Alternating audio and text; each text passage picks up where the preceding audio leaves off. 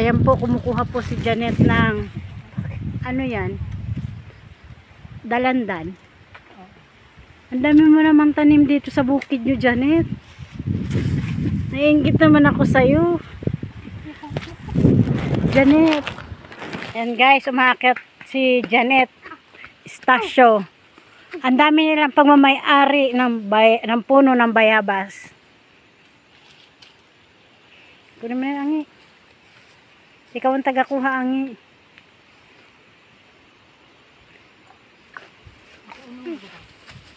Ha? Malamang, ano bang ginagawa sa bayabas?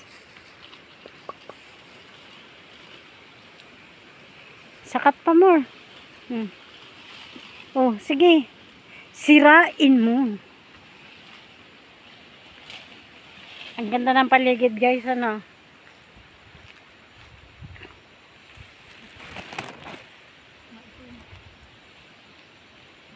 Kaya yan.